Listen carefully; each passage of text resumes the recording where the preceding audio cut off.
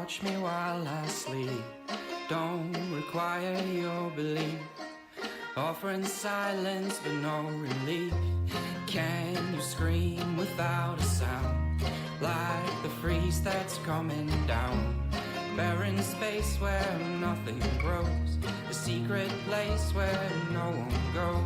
Chaos Springs Eternal is a Delta Green actual play.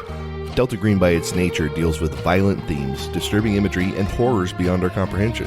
Now, if you wouldn't mind comprehending some horrors with us, I think you'll have a good time. Can you feel me in the fall? Hold me from this epilogue. My hands are frozen in the snow. The eyes of corpses have no glow.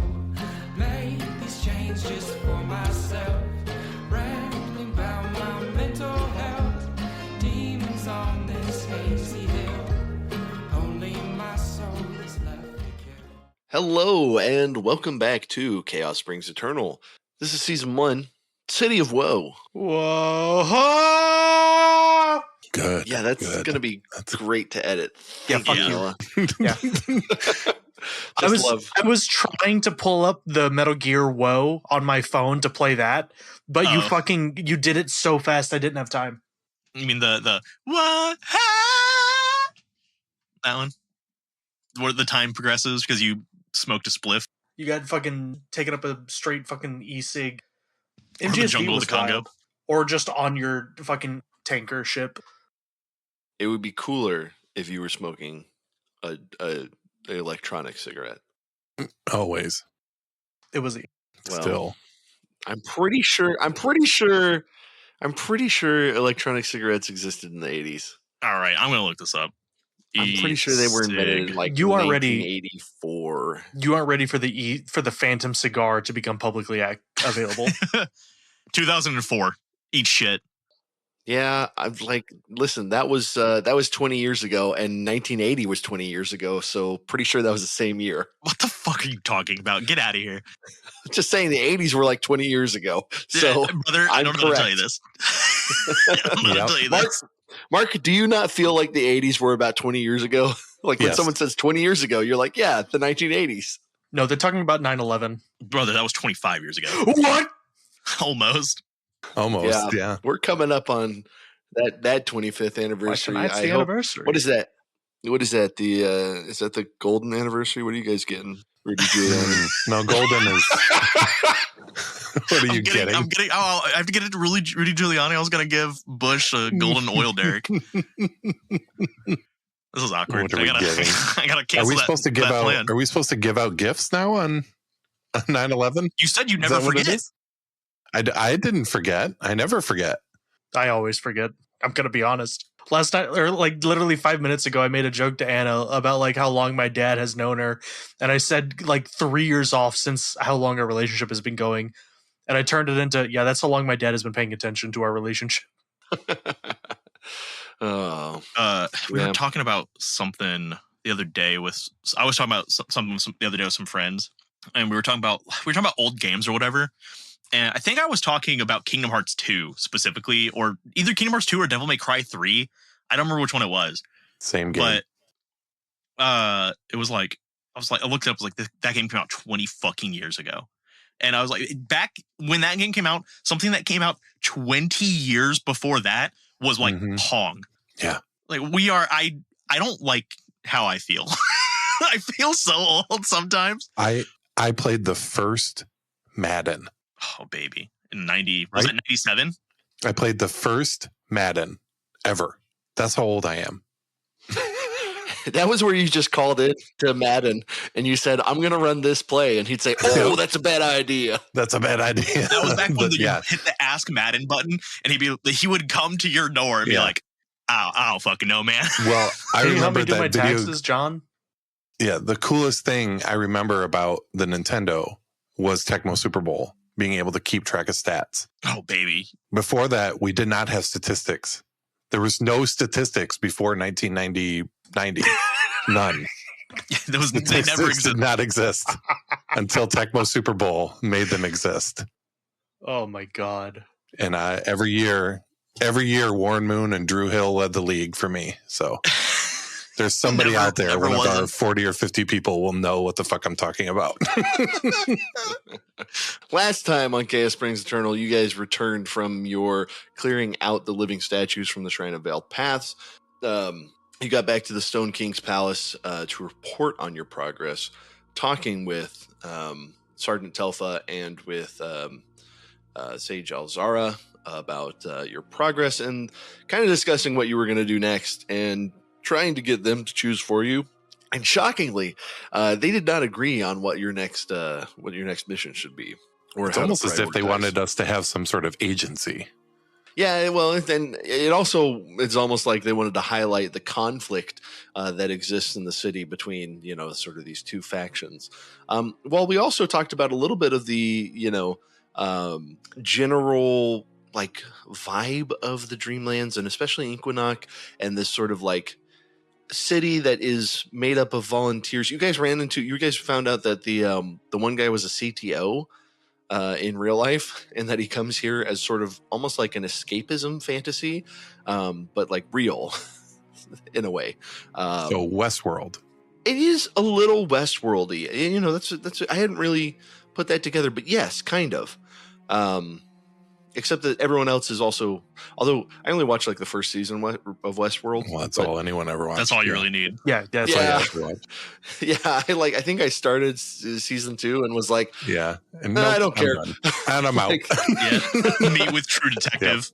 I get you. oh, hey, True Detective, that was a great idea, though. You could absolutely just be done at season 1 and you missed nothing. You would have been, great.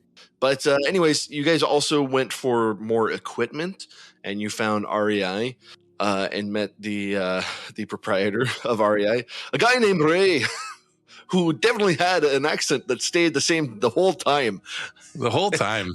The whole time he spoke with the same accent, and it was all good. What else? Then you guys sort of, discussed some of the local threats. You interviewed him about, what he thought about fire vampires and about ghouls, or no, I got gassed. Dang it, I keep doing that. Hey, Howard Philip Lovecraft, next time, don't make two monsters that are like the same name. Okay, make them a little different. next Maybe- time. Maybe it's just because you're racist and can't tell the difference. Wow. Oh, no, he's the racist. He's the I racist don't one. know. He's not the one who's getting them backwards now, is he? Can you do us a favor and not tone down the racism, but get rid of ghouls and ghasts? Well, listen, I understand if he Good has Lord. to prioritize. If he's back in 1900, like, all right, hey, look, chill on the racism, but also, okay, I don't want you to forget this part. First off, eat some vegetables, okay? Like, Right. Stop Some being vegetables afraid would of be the great. air conditioner. Yeah, For the love of God, give your liver a rest, please. yeah. Math isn't that scary. Okay, no, Maybe sometimes it name kind of is. One of them something else. Yeah, math can be. Anyways, Why did he do um, that? Why did he do that? No, Jesus Christ. that's the true cosmic horror, is that we can't ever know the inscrutable motivations behind H.P. Lovecraft and his naming conventions. But you guys finally decided to go back to the Pearl and Dagger, and Joel was like, you know what? I'm pretty good at scrying. Why don't I do this again? And he did, and he failed that power roll. I'm looking at it right now. And then he failed on an 89 over 70. And then I was kind of being, a dick and was like, hey, do you want to push the roll?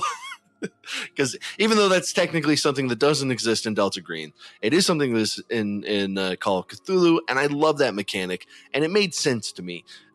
I like that mechanic enough that it ports easily into Delta Green, right? So pushing the roll, for our viewers who may not be aware, is where, say you fail on a roll, like a power roll, and you do want to succeed. Well, you get another opportunity to perform that action or do that thing, but you have to roll again, only now where just a normal failure, the consequence might be something minor. A failure on a push roll might be something more severe. And Joel did indeed get that more severe push roll consequence, where not only did he not get to find Clementine, but he saw someone who was looking back at him with these strange goat eyes. And it was pretty clear that they were aware of his presence and his attempt at scrying. And I believe that's where we left off. So, and Joel was on the floor. Do we narrate that, or was that in my head? I'm pretty sure, yeah, you said, like, sweaty, thrown to the ground, exhausted. Unlike the other scrying attempts, which for the most part have gone perfectly well. Yeah, if not, well, I mean, for most of them. Yeah, I mean, scrying into hell was bad, but you did succeed at that.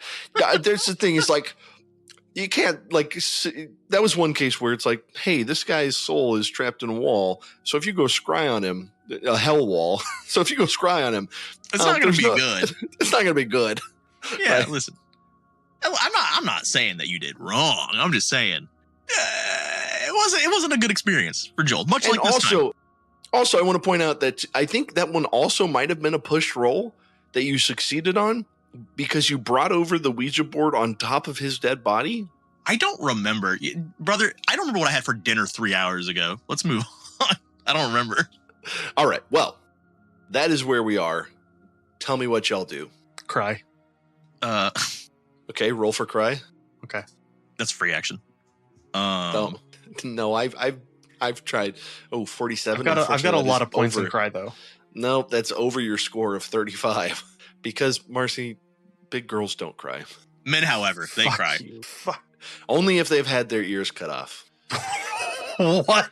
What? I'm sorry. That's a reference going over That's my a head. Thumb Wars reference.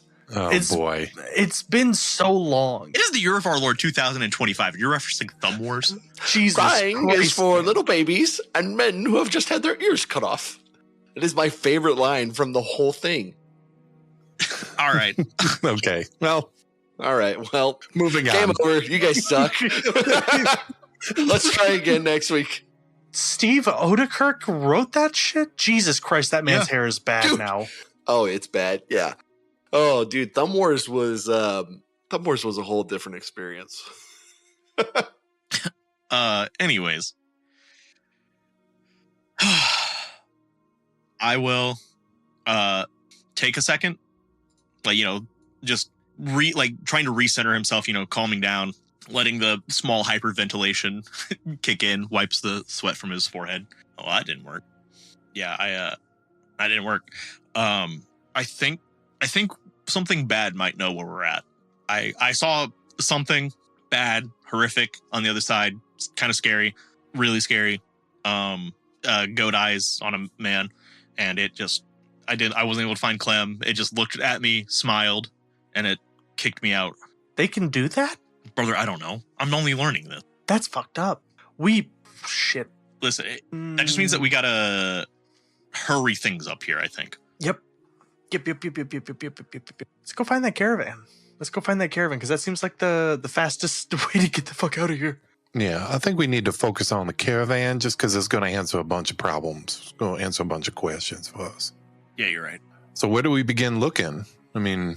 Yeah, we weren't given a general vicinity they went missing in, were we? No, in fact, you were told by Sage Elzara that they were going to scry on it, but in order to enhance the scrying capacity, she would need to go to the Shrine of Veiled Paths and perform some ritual to enhance their ability. And she said it would take probably 2.5 hours, and that was maybe like an hour ago. Fuck. No, I don't know. Should we go try to then just see what's going on with the guests? Just to try to hey, I'm not saying we can, us, the 3 plucky foreigners can solve this dilemma, but goddamn. Yeah, I think the sergeant would have given you a map to where the ghoul camp was, or where they assume it was. I can retcon that fairly easily. What? I mean, you do run the game. You can retcon anything fairly easily. My God. Unbreaks Marcy's leg. Your leg was broken? Re-breaks Marcy's leg. Yeah, we can do that, or we could do the Pyre Lens too, right? We still got to find the lens is the issue. Well, I We think have no idea where that could be. If the scrying is going to take a little bit, maybe we do the lens to try to figure that out. Give them time to fully scry on the caravan. Yeah, I mean, I bet if we go with the paperwork, the bounty slip, they might be able to let us into where the Pyre Lens should be, and we might be able to find something. Oh, it just rolled back behind the couch. Here it is. Oh, it's Well, that was easy. No, like, God damn it. No, like I wonder if they have one of those here. Hold on, footprints or something. We can just do that. I mean, here it is. I found it. Oh, wow. You found it. Good job. You want to take it back to him? Yeah. Breaks it over my knee. I mean, this is our world that we get This to is make, yes right? and. So found it. Just it was laying right here. No, he's approaching full yes and. No. The weird thing is that it was disguised as a regular umbrella. Oh, man. Never go Just full figured it yes out. and. You never do go full yes and. All right. Yeah, I think we go find. We have verified fire vampire attacks, correct? I mean, that one Yes. guy had like lightning bolt, Oh, yeah. fire vampire looking things. So I think that's more of a priority than the made up gassed attacks. So if you go back and ask around, there are some sages around, and you get told that the Pyre Lens is typically kept on top of the Tower of Knowing, where the sages every morning go perform the ritual of the Burning Eye. And there's a handful of things up there. You will need an escort, and if you ask, they will grab Sage Bonaventure and Sage Althume, Althume. So, and they say, well, we can escort you up to this top if you want to go investigate. We've looked at some things, we have some theories, but if you want to go find it, we can go take that up with you if that's what you want to do. Yeah, let's go look at the top. You guys up for y'all ain't scared of heights or nothing, right? Oh, no, I'm good. Yeah, let's go to the top and see if we can snoop around and see what's going on. Okay, so you get up to the top, and you are let through sort of a trap door as you get to the top of the tower, and Sage Althume sort of leads, and he says, "Yes, every morning we get up and perform this ritual of the Burning Eye. This morning there was a strange tremor, and when we tremors are not unusual in the Dreamlands, but when we ascended to the top floor, we noticed that the Pyre Lens was simply gone. There's no shattered remains. There were no signs of forced entry, just a faint smell of scorched metal and this single strange feather resting where the lens once was." And you can go look at that if you want. I'm sorry, a feather, you said? Yes, a strange feather. Now, there are birds in the Dreamlands, of course, but not totally sure where this one came from. And he produces the feather. And what does the feather look like? Does it look like a pigeon or like a... Well, it's kind of a long feather with strange barbs, and it is gilded at the top. When you say the top, you mean like at the very tip of it. like if it was a quill, the writing part, or the part like that would be out on the outside of the bird? The outside of the bird part. Okay. And That's gilded. very fair question. You said that there were strange markings or footprints as well? No, in fact, I mentioned that there were no strange markings, Okay. no shattered remains, no forced entry, just strange smell. What kind of... Does it still smell in here, Dan? There might be like a vague smell of something like slightly burnt, but it's hard to tell. What's the ritual all about? Oh, it's mostly performance ritual. It's how we welcome in the dawn. It's more to get us ready for our daily studies, and to focus our minds on whatever tasks that we have been assigned to. The other thing that I would allow is you could all make search rolls. I assume none of you have ornithology. What? But if you have like a nature or unnatural or maybe even occult, I could also do. I got a little in those two. My search is the highest, though. Okay. What are you guys said going to nature or occult? You would also accept? Yeah. Or unnatural, right? Or a search roll again. I will do a search roll. I'm fellas, it's looking grim already. 95 over 64. I'm gonna go for a cult. It's got a really low chance of succeeding. Marcy, sweetie. Okay, so Joel Okay, with a well, we 95 over 64. Oh my Cyril god. with a 74 over 48 in his occult. And then Marcy with an 88 over 16 Dan. on her occult. Yeah, no. Can I have this a is question fun. real quick? Yeah, ask a question. That dice, how does that work? So the dice is after you, at any point for a roll, you can replace the 10 spot with a 1. So my fucking god. You could choose to have a 15 if you wanted to do that. Now, I'll say this. Yeah. Nothing is gated behind behind one thing, right? That's fair. Yeah, no, correct. We're just Yeah. going to fail every single step. You could fail every single step, and all that means is that there's going to be the resolution will be a little weird. not fall in your favor. That's what I'll say. Yeah. Like, you will be able to solve, but not necessarily resolve the conflict. Does that make sense? Yeah. Yeah. You will come up with the answer, but you will come up empty-handed. Like, That's tough tits. Shrug. yeah. Your hands I are on think- fire I think- now. Making clear the consequences of failure. I think All right. That's so. What as you look around, you've got Sage Bonaventure and you've got Sage Althum, and Sage Bonaventure is just like he grabs the feather and he's like, you didn't report this feather. This is a strange artifact. I heard there was this and some other. I thought there was some other piece of like strange, like a strange steel or something, some like broken thing. And Sage Althum is like, perhaps you've not been involved in the investigation, but that's why we sent out the missive for some sort of group to investigate and discover what happened. And Sage Bonaventure is looking at the feather, and he's like, well, this feather comes from, I think, a Vyar, and they're like these messenger birds that ferry between Inquinonk and Lusk. They're pretty rare, and the way that they navigate is not really clear because there's not like magnetism. Compasses don't really work the same over here.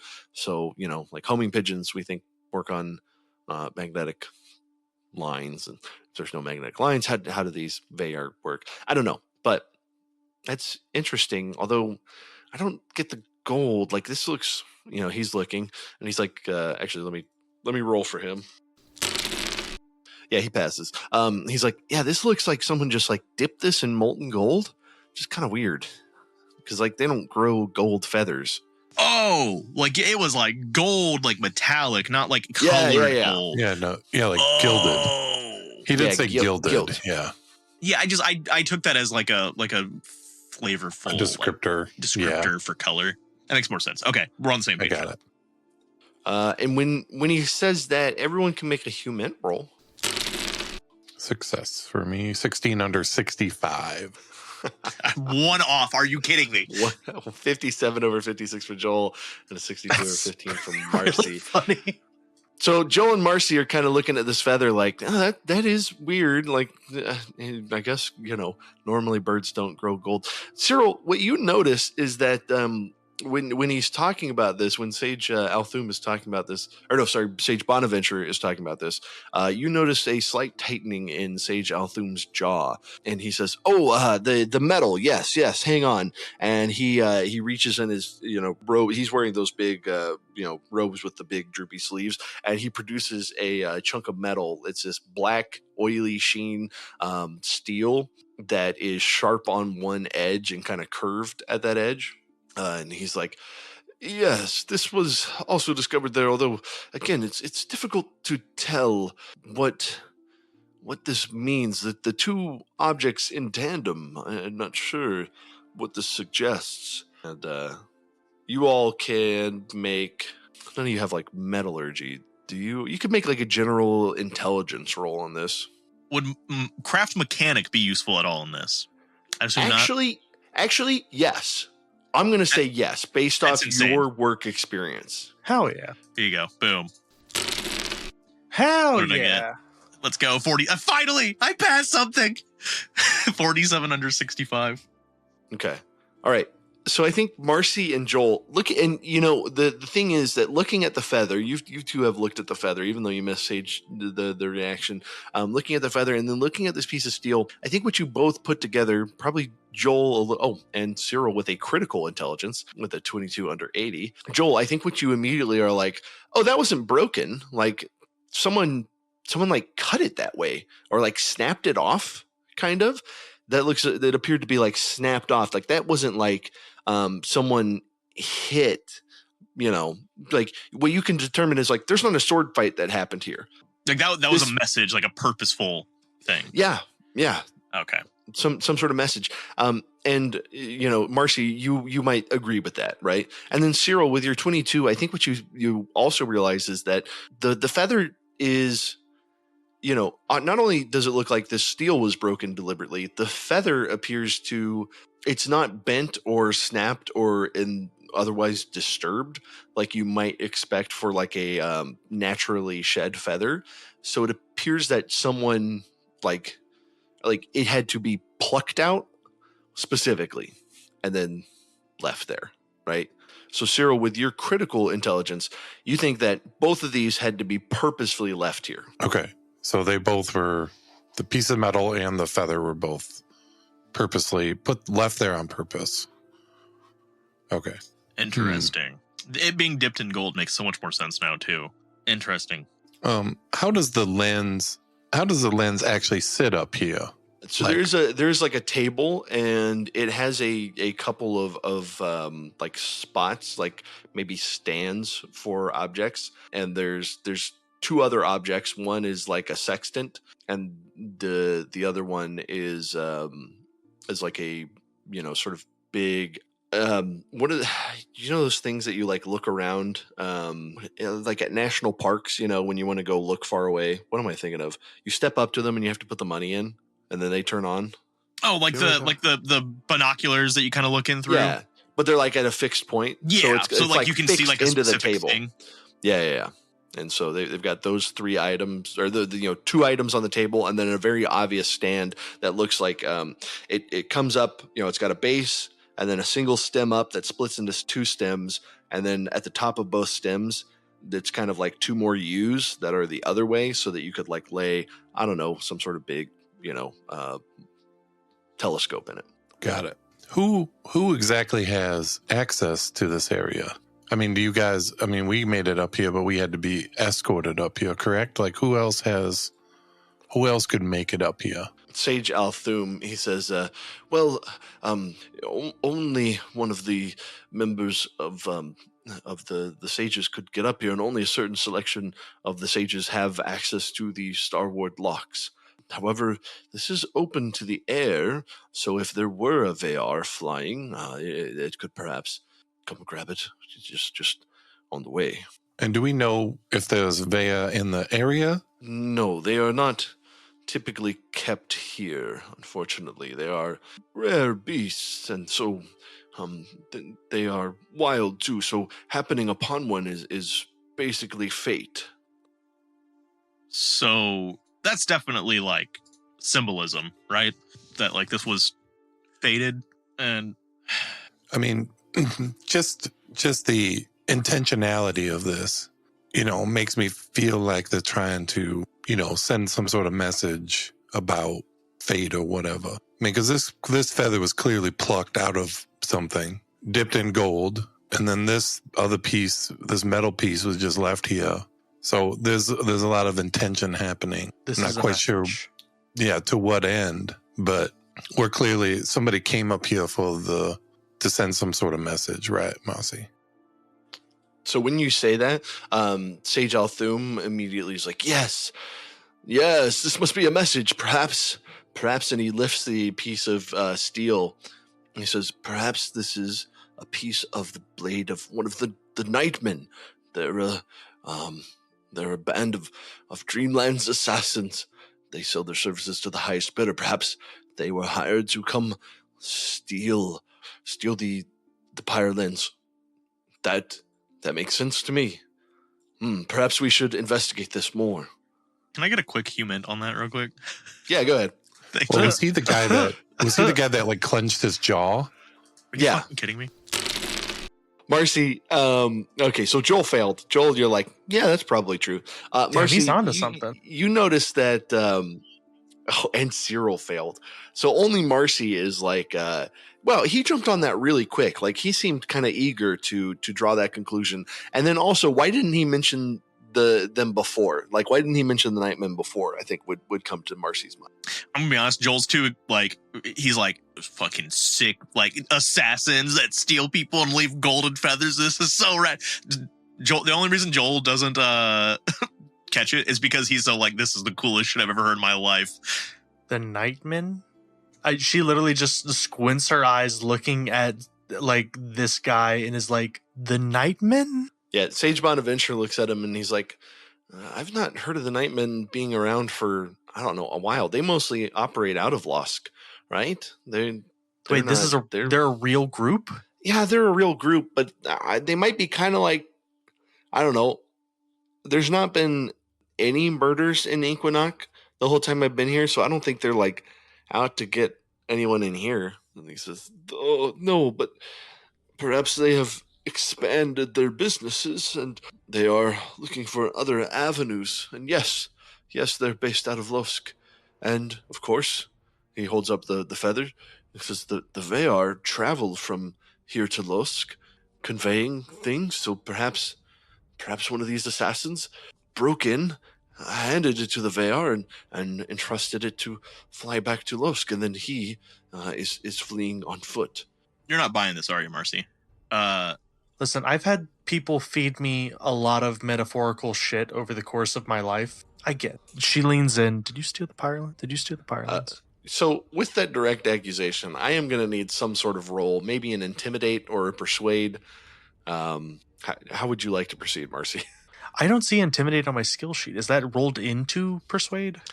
I could be, I guess. There isn't like a so. full intimidate. Yeah. I know we've used just like basic charisma or strength before, but If Or persuade. possible, can I roll like athletics just to kind of like physically posture over him and just kind of like stare him down and just go, did you steal the Pyre Lens?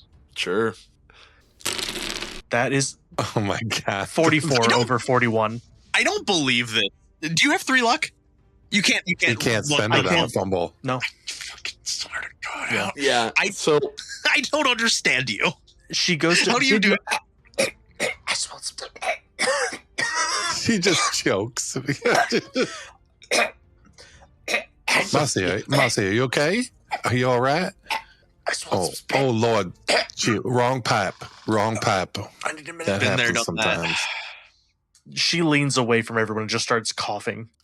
She makes a good point though. Like, you were real quick to bring up the Nightmen. Do the Nightmen cometh? Isn't it quite All over the suspicious? place. Isn't it quite suspicious that as soon as she reaches in, gets in a little close, she starts choking? Are you a Nightman? Are you That was me. are you accusing me of something untoward? I resent this. I will report this to the sages immediately. This sort of effrontery. And he Why kind of don't you, gets in a huff. Why don't you turn out those pockets, those sleeve pockets? Yeah, what is Give me some Hoover flags. Come what on. are you holding? What's going on? He says, "Of course, I'm willing to, reveal everything in here." And he immediately like turns out all his pockets, and it dumps, a handful of things like writing implements and like a small book or two, like just a bunch of sort of like sagey stuff. And Sage Bonaventure is like, now, guys, this investigation, like it's good, but let's not go hastily throwing around accusations. Like, No, Mr. Sage Bonaventure. There's something up with this guy, because when he brought out that feather, or you were talking about something, he was quick on the uptake here. There's something going on. There's something he's not telling us. Okay, I'm going to roll for Sage Bonaventure to see if he agrees with you. He does not. He's like, listen, it's a stressful thing. Obviously, Sage Althum is, one of the people who's in charge of all this. So the fact that this theft occurred over, sort of his stewardship, obviously he's got a reason to be stressed. And considering that now we think the Pyre Lens might not just be part of this ritual, but might also have an impact against the fire vampires. We're all eager to see this returned. Okay. I understand that, but this seems Hold on a second. rad as this I'm is. sorry. Go Yeah. ahead. Sorry. No, I'm sorry. If I'm not mistaken, you're Sage Althum, right? You're the Yes. Nexus stage. You're the one we need to talk to about Nexus. Yes. What do you need to know about the Nexus? Well, we'll solve the this most part well-studied. first, but we're going to have to talk to you. But sorry, Joel, that just came to my mind. No, you're good. I'm glad you brought that up because I couldn't remember the guy's name. I couldn't find it in my notes. I was just saying it's real convenient that it disappears and goes to a place that only fate, from a bird that only fate drives you to. And then also both of these items were left here on purpose. And where even is this Losk?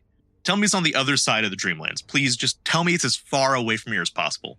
Sage Bonaventure says, "It is quite the journey. Yes, but it butts up against the Great Sea, so it's a pretty important port town." Okay, so you think that they went from one side of an ocean to another to steal a large magnifying glass? The Pyre Lens is no mere magnifying glass. It is imbued with great power. That is why we keep it here as part of our ritual. These items are all infused with great power and meaning. What could somebody do with such a lens? Like if it was in the hands of the Nightmen, what would they possibly do with it? Legend says that if someone could appropriately find the correct astral alignments, then it could reveal hidden paths in the Dreamlands. Like No, hidden paths to what? Like, what does that mean? I mean, don't we want shortcuts in the Dreamlands? Not shortcuts, but paths which even gods could not see. This is, are you familiar with astral harmonics? Not me, per se.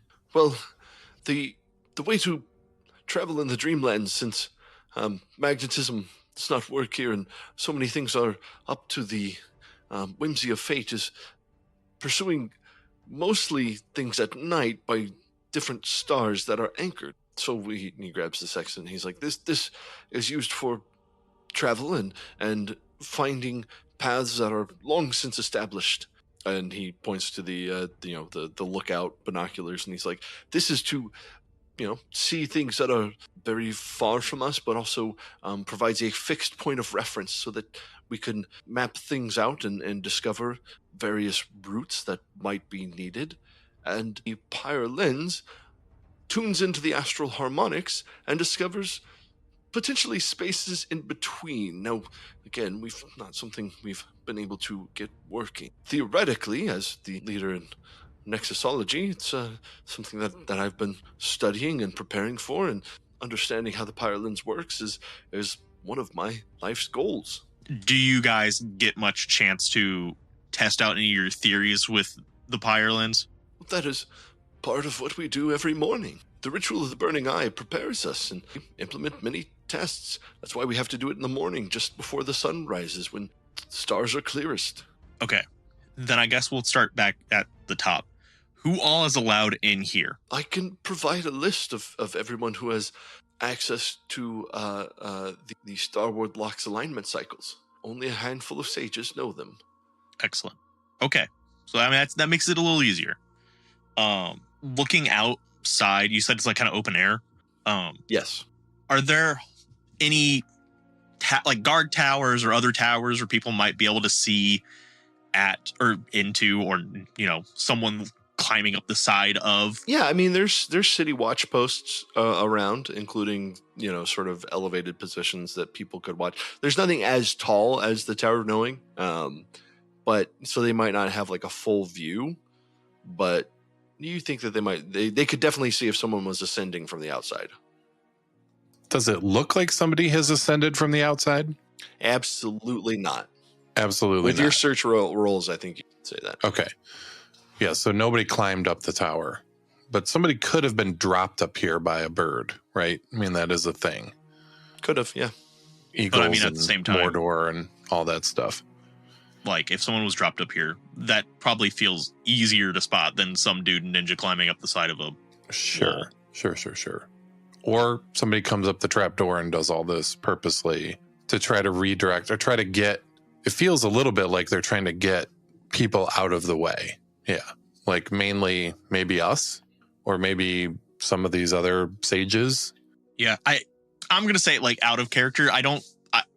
This guy's definitely a suspect. We're just gonna say that outright. We know this. I don't know if he's like the dude, but he's definitely part of it at minimum, right? Yeah, I think we all can agree on that. yeah, for sure. He's up to something. Either that or he's like Dan was saying, he's either up to something or he's extremely nervous because he fucked up, or, you know, he's missing this thing that he values so much. But he just had too many answers too quickly. And it was a little Deus Ex Machina, right? Like he was just like, oh, here's all the people that are the problem. Can you get rid of them for us? Yeah. So I think Joel would definitely want the list of people, and he also wants to talk to he wants to talk to the group of people who actually has access to the tower, and then later on, you know, if that isn't fruitful, I think we should talk to the guards that would have been at those posts. Yeah, so he pulls out a paper and he writes down 5 names. The first is Sage Althum, that's himself. Then Sage Orvan Zilvray, Xilvra. I reserve the right to change that guy's name. I don't like it now. It'd be like that. Yeah. Sage Ruvan, Rhuvan, and Sage That's Eldris. Fun. Yeah, I like Ruvan. So he's like, these are the 5 sages that have access to the Starward locks currently. Okay, I have Althum, I have Ruvan, I have Eldris. Yeah, Eldris, Zilvray. Actually, I'm warming to it, and Orvan. Orvan. Okay. And what do we know about these sages? That I mean, what we obviously Althum is up here, but what about Zilvray or Orvan? Are they obsessed with this thing? Are they into it? Like, what's anybody stand out to you as somebody maybe they would be like, you know, I don't like what y'all are doing with the Pyre Lens. Oh, no. These are all very trustworthy sages. I could not impugn any of their reputations. We all come up here every morning as part of our studies. I lead in the study of Nexus, and the Nexus obviously being connections between worlds and the astral harmonics that are involved. Sage Orvan, he specializes in wards and bindings. Sage Zilvray, she is someone who is good at. She also helps with many of our maps, specialized maps. In fact, I heard a rumor that you might be looking for one of those. Sage Zilvray will probably assist with that. Sage Ruvan, he is he's a younger scholar, but he believes in storing divine power in certain strange conduits. And Sage Eldris, she's older, but she collects various knowledge of lost cities and lives and strange persons, especially. A bit of a biographer. Interesting. All right. Can I hold that feather? He says, sure, you can hold this feather. Okay. He hands it over to you gently. And I will try to do an object reading on it. All right. Go ahead and give me, have I given rules around this before? No, you have not. Okay, so I'm pretty sure what I'm going to do is just have you make a POW roll. Okay. All right. Here we go. Oh, you know what, Joel? I also forgot to have Joel drop 1 willpower. Oh, yeah. For the failure? For the scry attempt. The just the attempt or the failure? Combined into 1. Okay, so I should just be down 1 total. Yeah, down 1. Down 1. And the object reading similarly will have a cost. So okay. Cool. Yeah, that's fine. All right, I will try to. Yeah, I'll try to read the feather. Hopefully this works. It does. 18 under 80. Man, your POW is real high. I remember I rolled boss for this character. So That's hey, look, that's on me. So yeah, spend the willpower, and with a successful power roll, what are you looking for with this object read? Are you trying to find like a history of what the object has done? yes. Are you trying to find I want to figure out how it got up here. Can I like hone in on like how it made its way up here and how it got dipped in gold? And who placed it? And like, yeah, who brought it up here? Kind of like its journey to get to this point. Okay. So with this successful power roll and with you focusing on this feather, I think what you feel and notice, it's not as if you're like, you know, walking in and in like a VR where you're, you know, like, oh, I can see this feather and I'm going to watch it go. It's almost like you just get the general sense and feeling in your body, which is strange because you feel yourself being like dipped into gold and it's hot, right? And then you're immediately dipped in this like cold water. And so you feel this like cast of gold on you. And as you do that, you feel someone like handling you and perhaps even like putting you up against this sort of weird cold steel, like this oily black steel. And you feel yourself sort of being pinched and put into some sort of pouch, like, you know, this darkness. And you feel some brief movement, some pretty short movement, maybe like a minute, 2 minutes of movement before you feel the like open air, right? That you've been pulled out of this package and you are carefully and gently placed onto this open air platform. And then you feel sort of this presence leave you. And I think the last thing that you hear is the closing of the door that you, Cyril, recognize as the closing of the door that you just came up. And you hear someone close that door as they're retreating. And that like sudden realization, sudden feeling, like you're like, whoa, this, you know, feels very strange. And as you sort of come out of this object reading, you realize, first off, that whoever dipped in gold had to be pretty close, and this appears to have been just gently placed here. And I think that's where we're going to end for tonight. Damn. Who'd have thought the feather came from inside the house?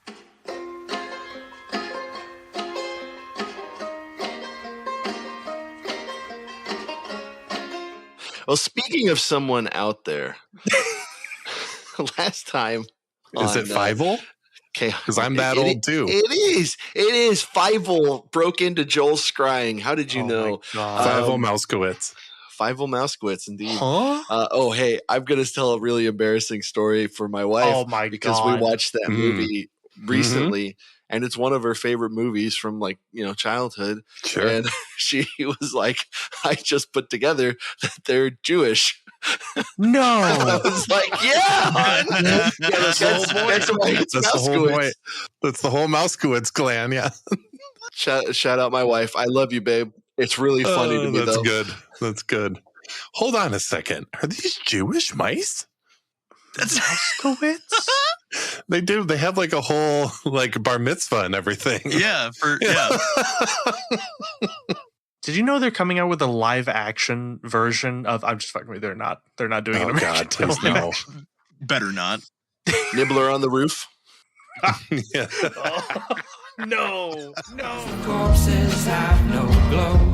Play these chains just for myself. Rambling about my mental health. Demons on this hazy hill. Only my soul is left to kill. Can you lead me past the sickness and the bile? Do you see me? Icy faces with no smile. Where can I run? Where it cannot chase me down. Where is the sun? Oh God, please don't let me drown.